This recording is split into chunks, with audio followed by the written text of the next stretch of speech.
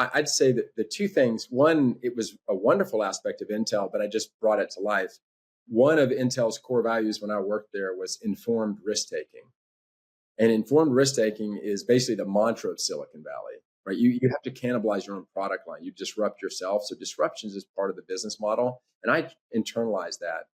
And there are two traps. There's a trap on the informed side where you get stuck in analysis paralysis, and you take too long to make a decision. But then there's a trap on the risk-taking side where you move too quickly.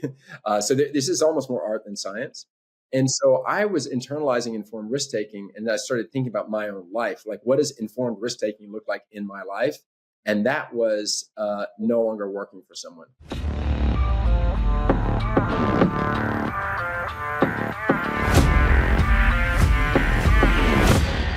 Anyone that knows me personally or professionally knows that I am the biggest fan of personal growth and self-improvement.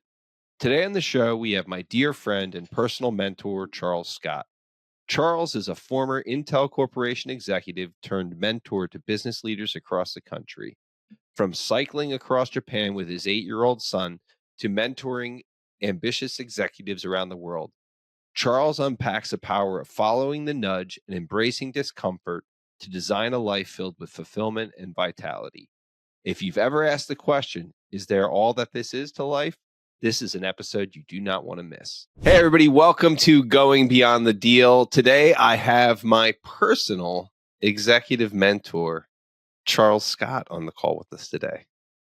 Charles, welcome to the show. Thank you. It's an honor to be here. Oh, it's my honor to have you. Charles has had a very, very interesting life from, being an executive at Intel to now helping entrepreneurs and executives craft a meaningful life. To put a little bit more color into this, I was introduced to Charles by a CEO friend of mine here in New Jersey, thought that, my love of personal development and all the things that I chase personally, that would be a good fit to, work with Charles. And we've become fast friends, and I've now been working with you now for, I guess, almost 5 years, probably at this point. That's right. Yeah, but I will share a personal moment. It's funny because my wife is always hears all the people that I work with and the things that I'm doing, and I always speak so highly about you, Charles. And I say, Charles is one of the most important people in my life, and he's the one person that hasn't met my family, but I'm sure he feels like he knows my family very well because we work together. But the one story I'll share is, and it's hard for me to explain, how meaningful you are to me. But last year we did an event together, and at the end of it, there was a physical challenge, and I what we call it in the sporting and fitness space, I redlined myself. I went as hard as I possibly could to the point where at the end I just fell on the ground, and emotion and all these things go through me. And Charles, I was lucky enough to have Charles kind of go through this event with me. And after I finished, I redlined and I just looked up at him and I just started bawling like a little baby. And it was just so much emotion because you have been such an influential person in my life and such a helpful resource that I can't even words can't even begin to describe. So I'm so happy to have you here on the show, Charles. No, thank you. No, and of course I remember that moment well. That was a really hard, physical effort. And I think that, when we push ourselves to our limits, which is what you did, it can be very emotional. And it's a big decision to just push that far. And I think many people are afraid of that moment because the limits are kind of scary. And then when you've got someone meaningful to you around you, then like the emotions just pour out. I felt it right back at you, man. I was honored to be there and I was impressed. I was like, dude, you like really put it out there. It was amazing to see. So it's great. And I think it's fun when you just think about sharing experiences with people. Like, isn't that awesome? Let's just, let's keep sharing tough experiences where you find your real limits and then you connect over it. Yeah, it's the way to live. Yeah, it's been a real inspiration for me. You've been a very big inspiration for me that I realize how many entrepreneurs, executives, business owners are actually also into this whole fitness thing as well, right? So that's something that we've had that bond together. But let's get into a little bit of kind of how you ended up to where you are now. I mean, whenever I tell people your background story, I probably don't do it the justice that it deserves. But, how long were you at Intel? What were you doing with Intel? I mean, maybe give us, leading up to working at Intel and some of the stuff you learned doing that. Sure. Yeah. Now I worked at Intel Corporation for 14 years. So this is the very successful Silicon Valley company. Recently, it's been going through some real challenges. It's been quite interesting to see that company go through its own struggles. But no, I grew up there professionally. I started in my 20s doing international business development. I had been an exchange student in Germany in college. I lived in Japan in a Buddhist seminary for 2 years between college and graduate school. So I learned German and Japanese. And I was really interested in doing a job that allowed me to travel the world. Okay. And before I joined Intel, I was trying to figure out, like, what do I want to do professionally? And I wrote out a one-liner. This is a piece of advice I give to people who are in transition professionally. So I say, see if you can come up with one sentence. And what I wrote down was, if I could do any job, or my ideal job would be international business development for a US-based high technology company. And within 6 months, I was an international business development manager at Intel Corporation. So sometimes when you say it, the universe kind of aligns behind you. But more specifically, you tell people what you're looking for, and then they can help you find it. And that's what happened. So that was my first job. Within a year, I was running that team. Then I ran a marketing team. And then I became chief of staff to a guy who reported directly to the CEO. And that position allowed me to see an 80,000 person company from the CEO suite. And that was really interesting. That was kind of the beginning of what's led to the work I'm doing today, was seeing the world from that point of view. It's really hard. Everything's at scale, as in worldwide. Everything's billions of dollars. It's a huge company. And I did that for a while. And then the last 6 years, I was a director in Intel Capital. So I worked with entrepreneurs around the world, business leaders, to help them grow their businesses. And then I chose to leave. But it was a wonderful 14-year run. I was very much formed by Intel's culture, and I still refer to it and use those learnings to this day. Yeah, for sure. So, I mean, you brought it up. I mean, how do you go from, you said it, you made it happen. You essentially got your dream job. Yeah. And, the real purpose of the podcast today that I want to get into with you, and something that you did for me personally, was that pivotal moment where you decided to make a change, where you had everything figured out. You could have stayed at Intel another 14 years and all would have been well in the world. How do you leave what is the dream job? It's what you wrote down. It was your dream. How do you leave the dream job to go chase something that's different and that's uncomfortable and that you really wanted? Can you get into that a little bit for us? Sure. I mean, I'll speak generically. Human beings are creatures of growth and transformation. You and I are, all of us, people listening. Think of yourself as a creature of growth and transformation. So this is your job. The opposite of that is stagnation. And the trap that I see people fall into is out of fear of running out of money, of the judgment of others, of some self-imposed expectation of consistency. You don't allow yourself to grow and transform, and then you start to stagnate. Mm-hmm. And that is a really unhealthy place for people to be. And many people are trapped in that place. I was conscious of that. And so basically what I've done with my life is to develop an attunement to what growth looks like and feels like. And it's uncomfortable. Mm-hmm. And this is going back to your earlier comment about so many people seem to also be into fitness, so many people you work with. And I think when you lead a business or when you're entrepreneurial, you take risks and you push limits and you find actual limits, and it's uncomfortable. Mm-hmm. And athletic challenges are similar. You find your physical limit. You try to run a marathon and it turns out like, wow, that took me longer than I thought. Maybe I could do it faster. Mm-hmm. So you're bumping up against actual limits. And so that attunement to growth and transformation allows for you to have your dream job, for it to work for a period of time, and then essentially you outgrow it. So what I did is I outgrew Intel, and specifically what happened is I had children and I started to feel that tension between the father I wanted to be and then my professional responsibilities and my professional goals. And when I turned 40 years old, I wrote out a list of life goals. Hmm. And number one on that list was dream up adventures with my kids. I was still at Intel, but I was like, I'm going to start dreaming up adventures with my kids.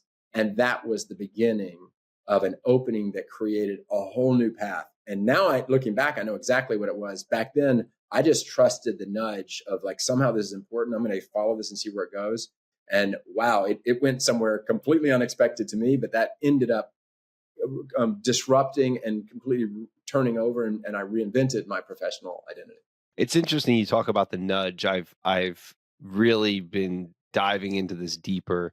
Our mutual friend John Ziss, who was also a guest on the podcast, um, sent me a copy of The Game of Life and how to play it. And I didn't realize who sent it to me. I thought my wife had bought a new book, and I was like, "Oh, go Melissa! You're reading a personal development book from the early 1900s by Florence Scovel Shinn." But I mean, it's all about following that intuition, and if you have that feeling for something, you have to work towards it. One follow up question that just out of curiosity and based on all of this. Um, how old were your children at this point where you started to have that thought when you were around 40 years old? How old were your kids at that point? They were 1 and 7. 1 and 7. Okay. So was it a challenge at that point when you were with when you're with an Intel? I mean, obviously the 7-year-old was in it when they were very young. I guess, is this your son or your daughter? I'm sorry. My son's Your the son. older. Daughter was Okay. Yeah. So, I mean, did you miss a lot of stuff with your son in the beginning because of Intel? Yeah. So when the dream job, I mean, my first job was dream job, but when I became chief of staff to the guy reporting to the CEO, Hmm. he said to me, I'll be a little bit crass, but it's the truth. It's just a quote. He said, "So when you become my chief of staff," he said, "it's kind of like marriage without the sex. You're going to see me a lot more than your wife." And I'm like, "Can you promise me on the second one?" But he just said, we're going to be together all the time. And so we would do things like, I don't know, 3-week business trips to Asia. Now, when I was younger, like in my 20s, that was like exactly what I wanted. International business development. I wanted to travel the world and close deals for like a company like Intel and be with a super powerful guy reporting to the CEO. So it was a dream job. And then my son was born. And then a 3-week business trip to Asia hurt in a way it had never hurt before. And I suddenly had this tension of like, the kid changes in 3 weeks. It is when they're really young, it's very powerful, this bond. And I started to realize, oh, I'm not sure what I think about this. And what I didn't have an answer for it. And I don't have an answer now. I will just tell you, I suffered it. So I suffered the tension between wanting to be fully present and connected and a part of my child's growth, and also having these wonderful professional ambitions. They're two wonderful things. They just really didn't go well together. Yeah. And so I was now presented with this, what in the world do you do with that? And that's what I wrestled with and continued to wrestle with. And then I started to come up with my own unique approach to how to solve that particular problem. But it Yeah. took me a while. Yeah. I always say I was very, unfortunately, COVID-19 was a very huge challenge for the world. And I don't ever mean to downplay that at all. But it was always a blessing in disguise for me because I had started a new job right after my daughter had been born. And then March came along and we were stuck inside for essentially 2 years in a job that had never been remote before. And so I always say I got to see first words, first steps, first crawling. I mean, I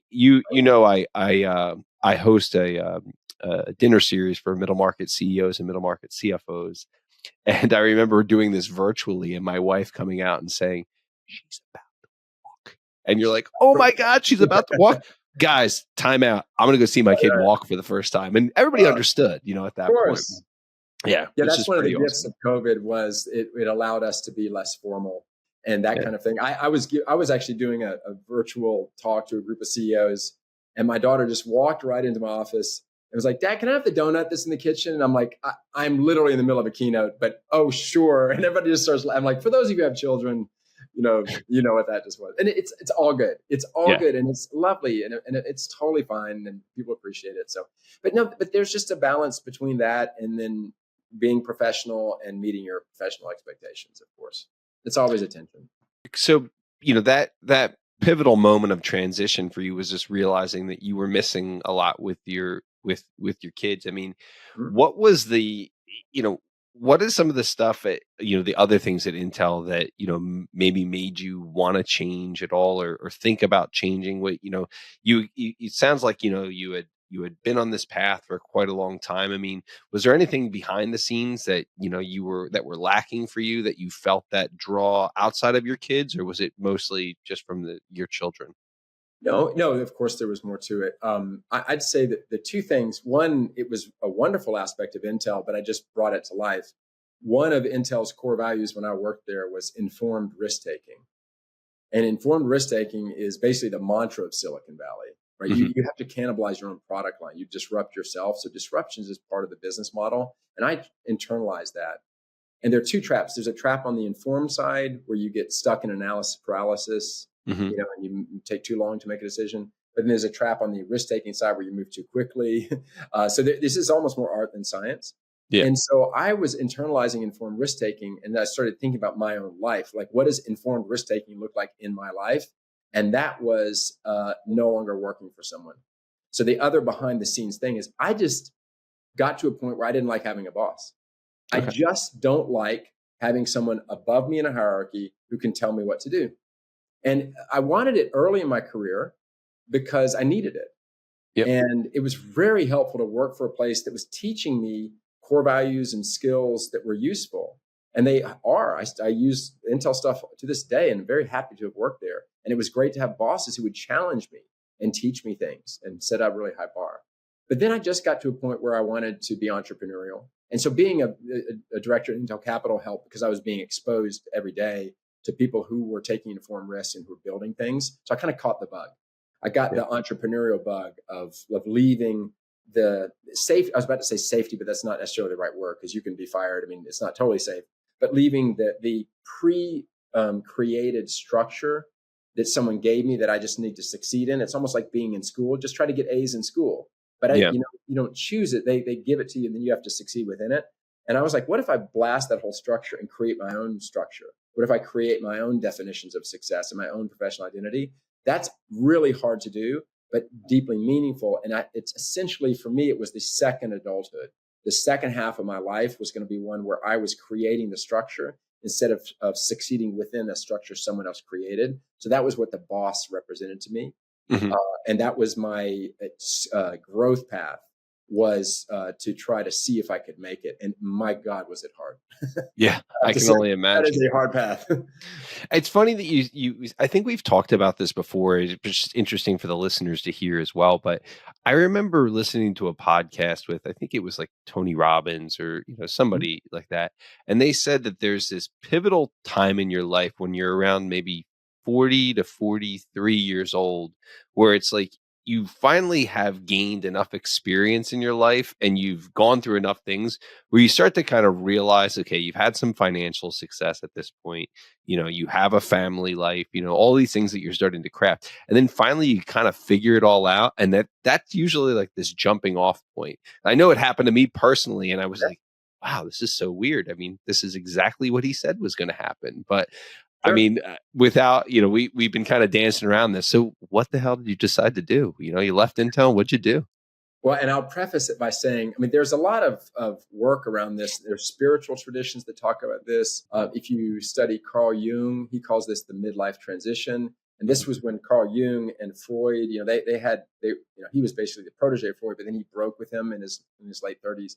So it's a natural, time of transition. And I think it's, to some degree, it's, you know, contextualized by the brevity of life. You start to Mhm. realize you're going to die, and you start Exactly. to feel that mortality. And also you've got the legacy and the kids. You start realizing time is kind of short. Mhm. And so you don't want to waste it living somebody else's life. I just paraphrase Steve Jobs, Yeah. so that's the thing.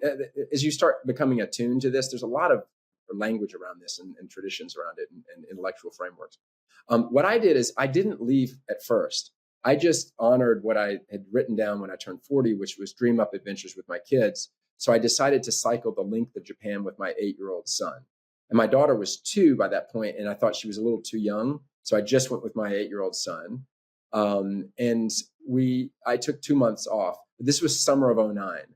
So it was November of 2008 that I told my boss at Intel, hey, next summer I'm taking time off. Remember November of '08, like Lehman Brothers, the Great Oh yeah. Recession. I mean, it was a terrible quarter to do this. And my boss said, you're an idiot. You know we're going to be laying people off. And of course, we, Intel, did because of the Great Recession. But I said, not only, she said, if I were you, I'd want to, stick around and protect my job. And I said, well, not only are you not going to fire me, you're going to sponsor the trip. And they did. It was like a Jedi mind trick. These are not the droids you're looking for. You'll sponsor this trip. But it was a lot more than that one conversation. I'm summarizing a whole bunch of stuff that happened. What I did is I made it where it was win-win for Intel for me to do this. And that if you feel a nudge and you get excited by something unorthodox like this, like I did, figure out how to meet the commitments that you've made professionally and pull the thing off. That's what I advise everyone to do. It's not that, Great advice. Yeah, and it took me a while to figure it out, but I did it in such a way that Intel chose to sponsor it, and it was quite lovely for them and lovely for me and lovely for my son. So there was just a lot of things that happened, but I spent 67 days with my 8-year-old son. We cycled the length of Japan. This turned into the first book that I wrote, which was an account of that adventure. And then I came back and I continued my work for another 2 years, but something inside me had changed. And I realized I'm going to leave the corporate world and I want to try to figure that out. But I took 2 years to save up money.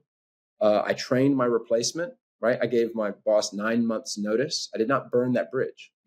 And this is, if you're going to do something fairly transformational like this, don't burn bridges is my advice, and plan it out. So this was not a flippant decision in one moment of now I'm just going to go do this. Yeah. And so I put kind of things in place to facilitate this. And the first thing I did after I left, I say graduate. I was about to say graduated, which feels that way. As I left Intel, the next week I was in Iceland and I cycled the circumference of Iceland. Now, by this point, my daughter was 4 and my son was 10. And so I thought my daughter's old enough for these adventures. So she got in a trailer cycle. My bike was on a bike trailer. My son was on a bike trailer behind me, a trailer cycle. And then I was guiding. And so it was like 3 of us, me on a bicycle, my 10-year-old on a trailer cycle where he can pedal, and then my 4-year-old in a bike trailer with a seatbelt on it. And we spent 46 days cycling the circumference of Iceland. It was an amazing experience. And then I started doing a bunch of writing about being a family adventurer. I wrote a second book. And then this evolved into what I've become today. Yeah. So let's get into the what you are today. I mean, let's talk about that. I'd love to. I mean, I know it obviously very well, but I'd love Sure. for you to share it with the audience. Yeah, and I'll tell the brief way it evolved. I didn't plan when I left Intel to become an executive mentor who works with CEOs and entrepreneurs and helps them to grow personally and professionally. What I did was I followed the nudge. My nudge was to leave conventional life and create something that was aligned with what gave me vitality. And my children gave me the excuse. I'm not sure I would have done this had I not had kids. My children gave me the excuse and the impetus and the pressure to do it then. Birth through about 12, the biggest gift you can give your children is all of your time and all of your energy. They will ruin your career. They have no boundaries. So you need to set the boundaries on them. But after they're around 12 years old, they really want you to leave them alone mostly. They need a little bit of guidance and some food, but otherwise they want to be with their friends. So I realized birth through 12, that this is the time to give them wonderful adventures. It's just also when most of us are super busy working. So it's a really unfair dynamic. It's the truth. So I that was one insight that I had. And so I started doing these adventures. In the end, I cycled over 7,000 miles with my 2 children around the world. The length of Japan was with my son. Then we did Iceland. We cycled across Europe, started in Munich, ended in London. We retraced the Lewis and Clark Trail by bicycle. That was my second book. And so I've written 2 books. Both of them are they're nonfiction narrative accounts of these cycling trips. And I have 2 children. These are my legacy gifts. And I told my kids, after I die, whenever you miss your dad, I'll be waiting for you right there in the pages of these books. These are my legacy gifts. And notice with that language, that's classic midlife language, recognition of the brevity of life, recognition of the passage of time, and a desire to make each moment really count. And so those were my legacy gifts to my kids, but also the experiences for that. We started giving talks. We would do these big, crazy trips. We give talks at schools, or I did a couple book tours. And what happened is after these talks, inevitably somebody or groups of people would come up to me and ask me things like, are you a life coach? I never said I was a life coach. I just shared an experience with my kids. I said, no, I'm not a life coach. I'm just a dad taking his kids on crazy adventures and writing about them. And then they would say something like, well, I'm working through something I thought you might be helpful. People were projecting value onto me because of the choices I was making. And then I started to see some patterns. I saw what I call the ambitious person's trap. And these are people who undermine their physical health and emotional health in pursuit of their ambitious professional goals. It's throughout our culture, you see this. I saw the caretaker's trap. People who define themselves as caretakers, but they would meet other people's needs at their expense. It's not healthy. It makes you a worse caretaker. So I started to see these patterns in our culture. And also, of course, I saw people who were sedentary, who thought it was crazy and there was no way a 6-year-old girl could pedal over the Rocky Mountains. I'm like, well, she just did. So I guess it is possible.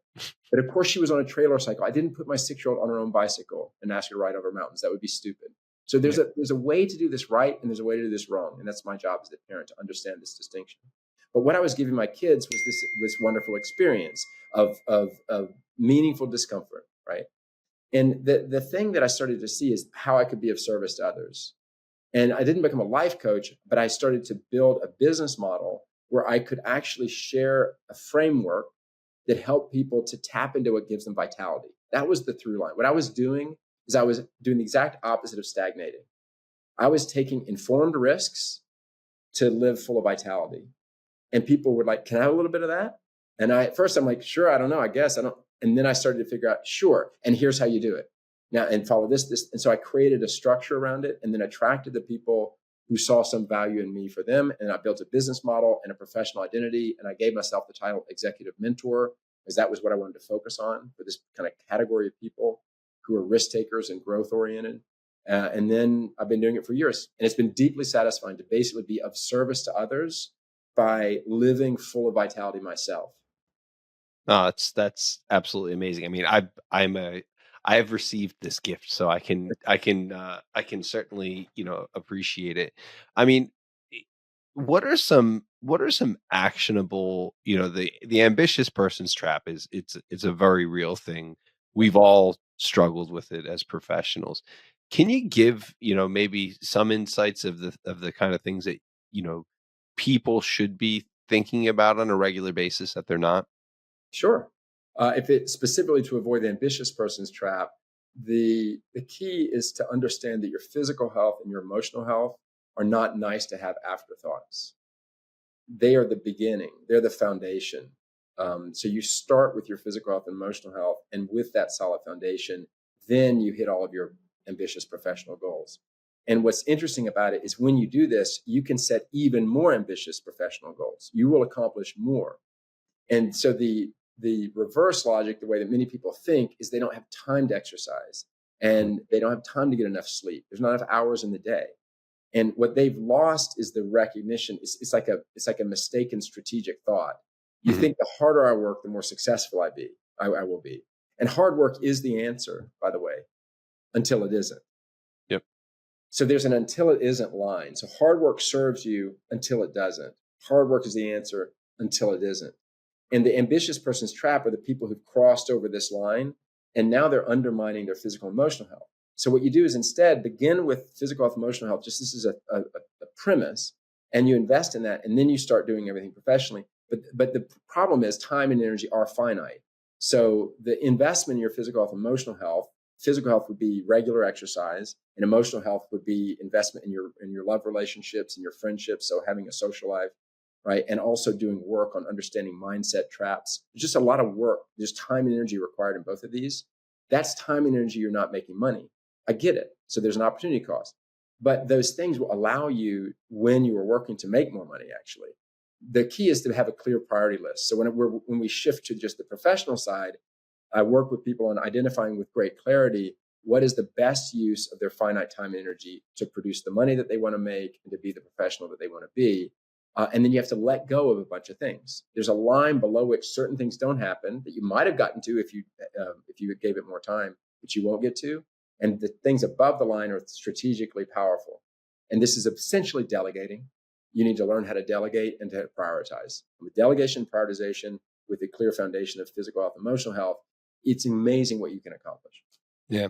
I mean, I think you could probably I'm a pretty good example of of this, right? I mean, Yeah, I've always been the person that has, embraced my physical and emotional health, for but sure. you made me a lot more intentional about it. But I mean, the results are just are absolutely incredible. And it's funny because I think you've seen my own progression, but when other people that I haven't seen, I mean, COVID, right? Like that's a perfect example. It's like before and after, right? People that saw me before COVID and then after COVID now are like, you're a totally different person, right?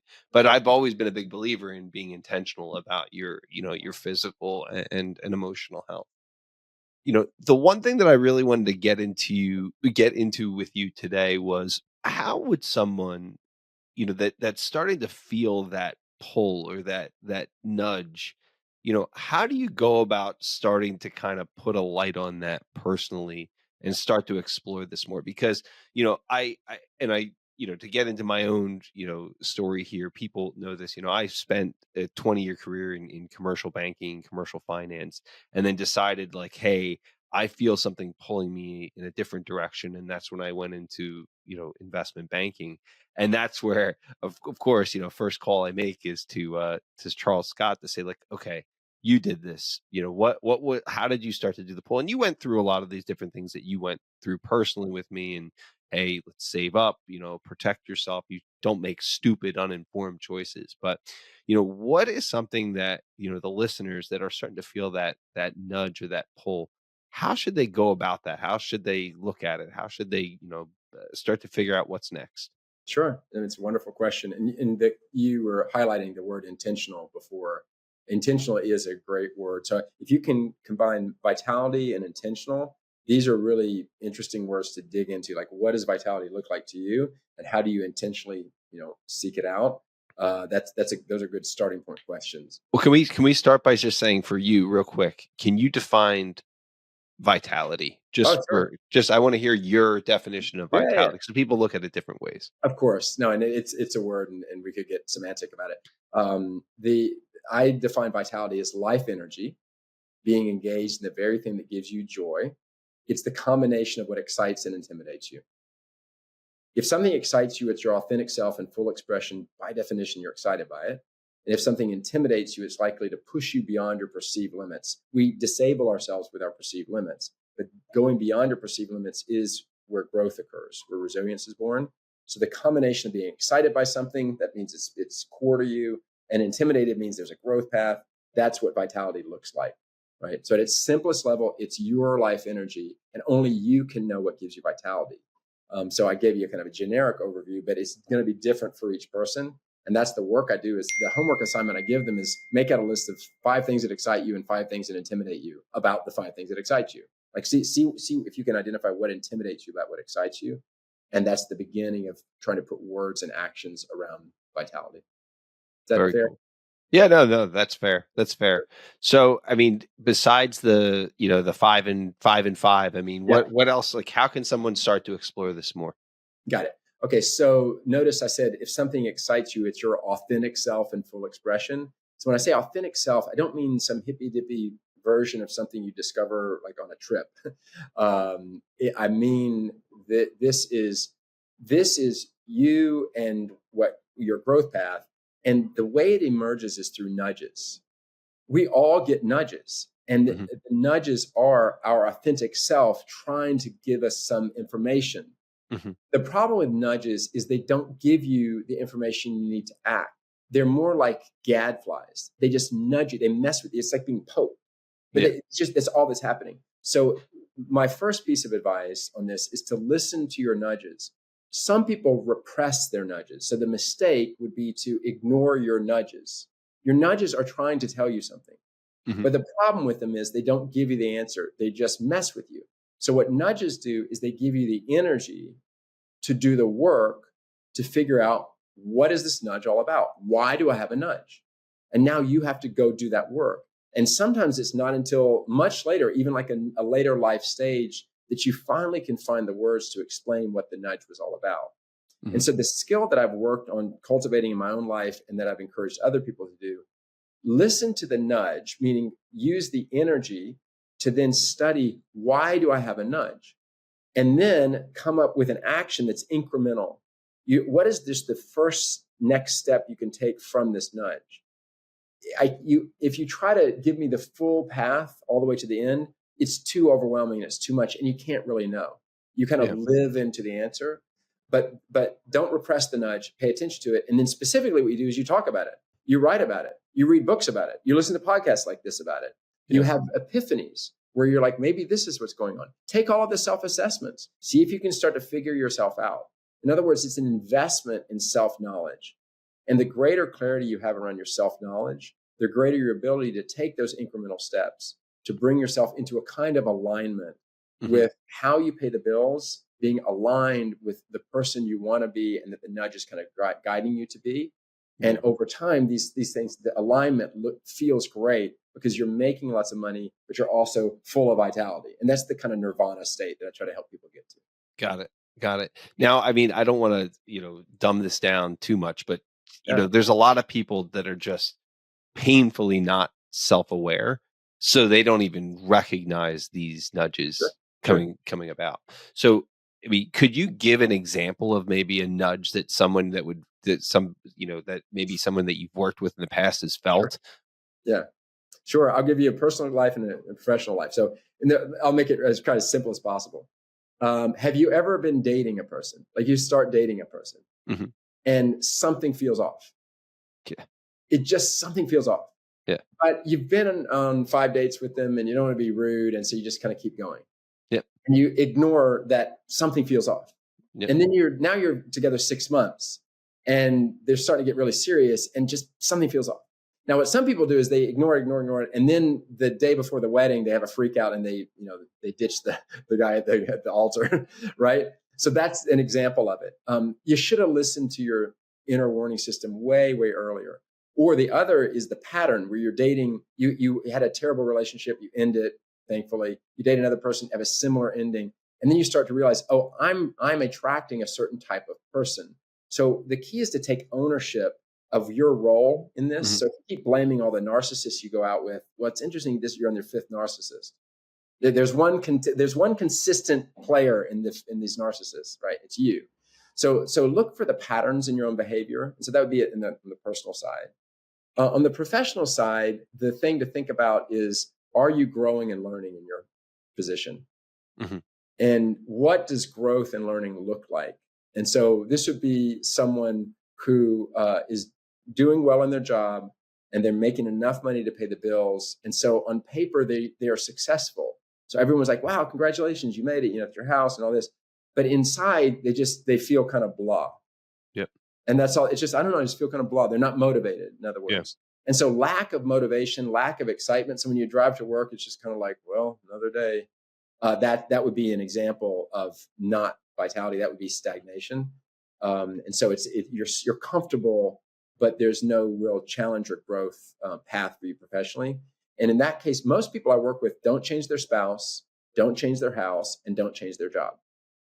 You in almost every case, you don't have to make a big external change, because what we're talking about here is all internal work. This is Yeah. you inside your own head. And when you start to reorient yourself, you can do the same job, but look for a growth path within that job. So don't expect someone to fix it for you or changing to fix it for you. It's going to be you deciding what does growth look like. And you can make your current job a growth path for you. And Yeah. that's the creative work that I do with people, is try to figure out, well, what would that look like in that situation?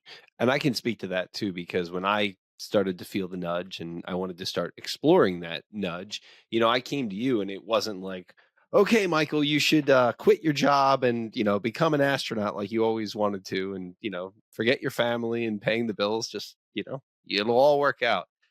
That's what you specifically told me. And it's funny because now I'm just remembering this is you said, okay, well, what is the things about your job that that you really do like? And where do you think you could be more challenged? And I tried. I really tried hard for a while to make that work. The goal is not to like just get rid of something or, get a divorce or, do this or do that. It's let's try to work with what we have first and then go to the next thing. And if it doesn't work, then you find a way to, to get to that next level. So super, super powerful stuff for sure. I would add one way to think about it that might be helpful. Think of push versus pull. Yep. The push is the dissatisfaction. Like, I don't know, I don't like my boss, or I don't like this job anymore. And the push is like the nudge, Yep. but it's not enough. The push just gives you the energy to ask, why do I have this push? Why do I have this nudge? Then the work you and I did together was create the pull. And so that's why I asked you, well, tell me what it is you like about this work, like what really excites you. Mhm. And that's why you can say what excites and intimidates you. All this is designed for you to become really clear about what your pull is. And the pull is your growth path. And then the greater clarity you have about that, the greater your ability to start taking specific action. And it may well mean leave your job and either find or create something new. But don't do that unless you've got clarity in the pull. If you just act on the push, like I'm not happy, then fine, you'll leave your job and you'll feel good for a couple of weeks because now you're out of that mess. But then you're back in a crisis. The work is always the same, which is to identify the pull and then to take steps in the direction of your pull.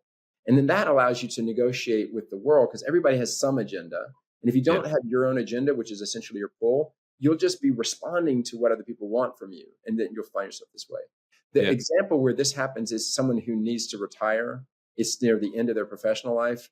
And they are not willing to leave because they're afraid of what happens next, which is essentially fade to death.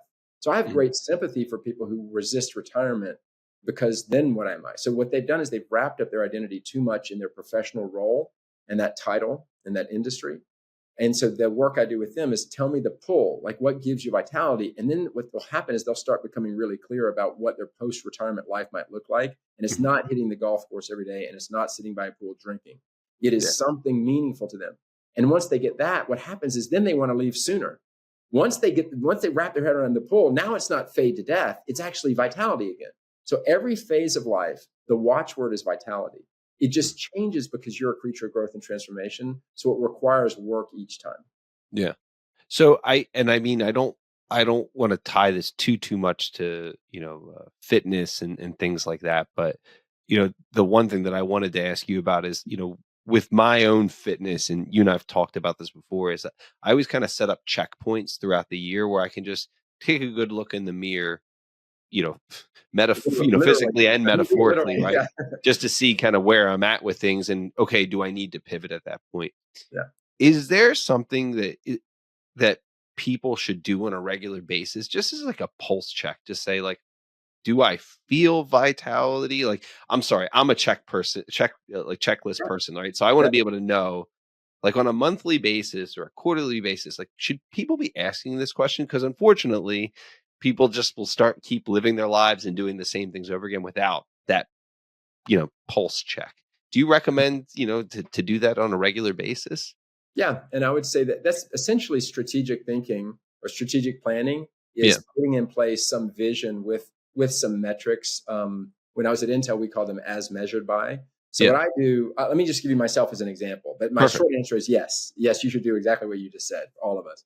And it's just a question of what does it look like. In my case, I have a spreadsheet, and so I have an annual goal spreadsheet, and I have my own mentor. So I practice what I preach. And so I meet with my mentor regularly, but every quarter we review that spreadsheet, which is my annual goals put in several buckets. My professional life bucket, and I have specific subsets within that. My personal life, and these are my family, my love relationships, my social life, and then my physical and emotional health. Those are the three big buckets. And I have specific goals for the year with as measured by. And then every quarter we go through and I do a red, yellow, green. Red means it's off track and needs some work, and let's talk about what I should do to change. Yellow means it's probably working, but I might need to make a tweak here. Green is it's on track. And I do this every quarter. And then you reset it. And then I have a word for the year. So sometimes it might be integrity. Say what Mhm. you're going to do and do it. This is my word for this year's fitness. So I have a heavier emphasis on physical health. All of them matter, but it can be helpful to have words. And then I also have my core values. So on that spreadsheet, I have my word of the year, my core values, and then the specific buckets with a specific as measured by, and a regular check-in mechanism with someone else. Now, I could do this by myself, but it's very helpful to have a mentor or a peer group reviewing this with you so they can hold you accountable and you can ask for accountability. And also, it just becomes top of mind, and you get kind of embarrassed if you hadn't done anything all quarter on this thing that apparently was important to you because you put it on your list. So, you Yeah. want to create a positive peer pressure element to it. and a structure in place where you're clear about what it is you're doing.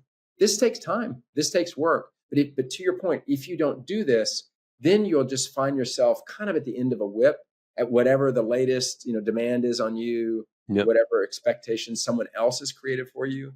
And I would just say, whatever age you are listening to this podcast, you're old enough to do this for yourself. You don't need someone else to give it to you. So do Absolutely. it for yourself, and then invite the right people to serve as resources for you to help you stay on track. That's awesome. And I know that's exactly what the executive mentoring Yeah. workshop and the mastermind do for me personally. And, before we wrap up, definitely want to get people information if they do want to have the opportunity to work with you.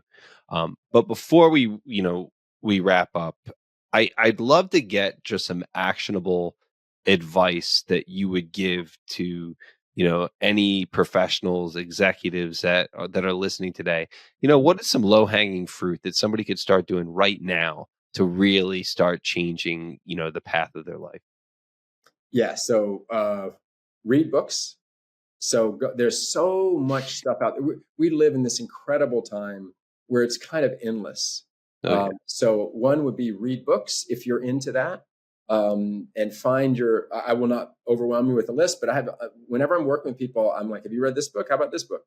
So books are a great opportunity to do that. You got to go lift one I up. was Or just you gonna got say I have my Charles Scott work, and that has all my book recommendations in it. Yes, there are a lot of them Fancy, in there. very fancy. So on my spreadsheet, one of my professional development is I try to read at least 2 books a month related to personal and professional growth, so that I can refer them to others. So every book I recommend, I've read, and so reading books is a really straightforward, obvious thing. Listening to podcasts, there's a bunch of great stuff out there. Absolutely. Like Jonathan Fields, if I'll drop a couple names. Like Jonathan Fields is a wonderful podcast. He's the guy who wrote the book Sparked. So when we talk about vitality, Sparked is a really good book by Jonathan Fields on trying to figure this out. So you'll find your authors and you find your podcast. That's an obvious one. The other thing I mentioned, peer groups and mentors. Proactively seek out or create peer groups and mentors. So I run my own, and so there I have people. I've created a whole structure for people to do. So I can be a resource as a mentor and have peer groups, but you can create your own. What if you just realize that within your friend group or your professional circle, there are other people who want to do this work, and this work simply means they want to grow personally and professionally, and they realize it's really helpful not to do it all by yourself. Yep. And so set up your own structure. This can be virtual, this can be in person. You can come up with themes. You decide to create your own peer group or find them. There are a bunch of them out there. Some are really expensive and formal, like Vistage for CEOs, or Tiger 21 for super rich CEOs, or entrepreneur organization. There's a bunch of stuff that's out there already that have structures around them, or you just do your own. And Yep. then mentors, the one other thing on mentors, mine is an older person with more experience than me, but I also see my children as mentors. Yeah. Broaden your definition of mentor. And the reason I say my children are mentors, the way they approach the world, the way they see the world is different from the way I do. I was Hmm. raised in a different generation with a different orientation to life and to work, and theirs has value too. A lot of Absolutely. people midlife, look down on millennials, for example, and have these funny stereotypes. Um, I'm not comfortable stereotyping millions of people into one simple label with one simple set of characteristics. Everybody has the possibility of serving as a kind of mentor if you open yourself up, replace judgment with curiosity, in other words, and Hmm. be curious about the range of potential mentors that are out there, and think about, maybe there are other ways of thinking and being that could be useful to you, and honor them with some good questions, and see what comes from that discussion. And it's funny you say that, right? Because I have a formal mentoring relationship with you that I've hired you as my executive mentor, but I always jokingly and lovingly, I have a lot of older brothers. They're old enough to be my dad, Mhm. honestly, but I have my older brothers that I get together with regularly just to ask, the big questions. And, people that have a lot more experience than me just say, hey, can I take you out to lunch and just kind of ask you some questions? And most people that have the same kind of drive as me are they're happy to do it. It's like without any question they enjoy doing it because I think we I think we all realize that once you start using mentors and coaches yourself, you kind of become a mentor and a coach on your own. Yeah. And it just drives more of the habits for you personally when you start doing it for other people. So I think mentors are there's a ton out there, and they're happy to help you with that for Yeah, sure. and I think, like, doesn't it feel like you're being honored if someone comes up to you and is like, "Would you mind just sharing your advice?" I mean, how much more can you honor somebody? So I think a lot Yeah, of people are shy to ask for that as if, one, it makes them look weak, or two, if it's an imposition. But for most people, exactly to your point, they're honored to do it. And if they're too absolutely. busy, they'll put boundaries on you, or they can say, "Look, I can just have a call. I can't do lunch, whatever." But I agree. I think, don't hold yourself back. I think some people feel insecure about taking that risk, and the Yeah, worst thing is you just get ghosted, which is not whatever. yeah, But more likely is what you said, which is, I think many people will find it quite wonderful to now be in that role, because they have been in your position as well, where they're kind of seeking advice, yeah. and then we just do it back and forth. And then, by the way, it doesn't also just have to be mentor mentee. You can do this. I also have peers where we basically are just sharing ideas back and forth. And the Absolutely. idea isn't that one is superior or more experienced. It is simply another person willing to listen and offer thoughts, and then you invite their suggestions. Yeah, If you invite it, then there's a lot to learn. The trap here is, if you are offering your opinion to all these people who don't want to hear it, then yeah, that's annoying. If they didn't yeah, ask your opinion, don't share it. But yeah. many of us who are wise enough, if they're wise enough to ask, then you can share your wisdom. I think you brought up a really good. I love that because you've said that to me before. It's like if people don't ask, don't give them your advice. That's a good one. But I think you bring up a really good point about peer groups, right? Because I've created a lot of those. I have it with the executive mentor, the mastermind that I'm a part of now, and it's really powerful. And I've said this to you before, and I say this to other people when I create some of these peer groups of my own. I said, I have my friends since I was 5 years old. We like the same bands. It might be a sports team that you're into. I know guys that are like, "Oh, yeah, we all get together and we watch the Yankee game together." But after a while, there's more to life than that. And I love to assemble these peer groups of people that are, chasing ambitious goals and looking to become better versions of themselves. There's no ego, there's, nothing else. It's just, hey, how are you doing it and how can I do it better? And then just, getting and learning from each other. So, Yeah, and I would add, it's interesting now, just that there's a lot of division, or the perception of a lot of division, mhm, in our country, I mean, around the world, really. And I think what you can do in peer groups is invite differences of opinion. So rather than surround yourself with your tribe of people who all think in a similar way in opposition to another, so that tribal thinking, yeah, it can be really powerful to invite a range of different perspectives. And as long as the foundation is trust and respect, then it's great, because your tribe is not the only right one. There are many yeah, paths to the top of the mountain. They all get you there. And so, except for the one where the guy goes in a circle telling everyone else they're on the wrong path, right? That's the saying.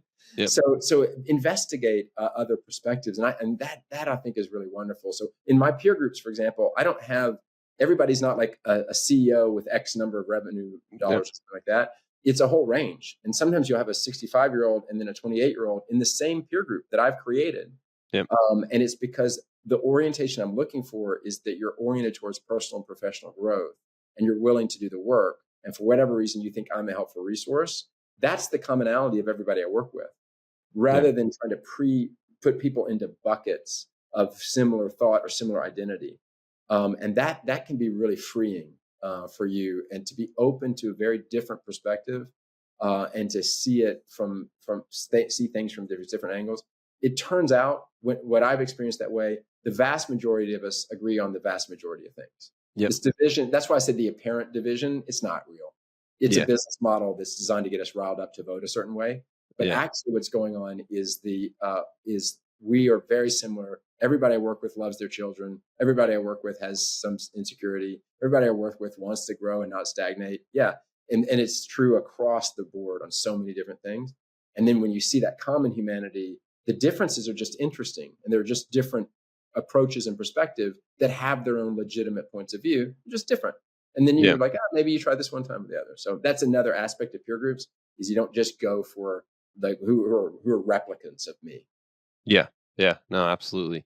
So on that note, how can people have the honor and pleasure of working with the great Charles Scott?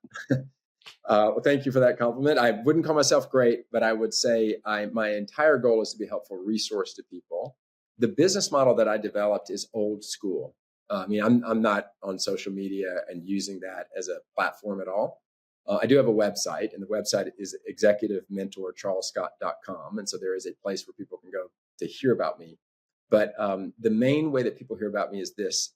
It's all old school, meaning either they see me give a talk and they approach me afterwards, or somebody I'm already working with refers them. And so you've referred people to me as well.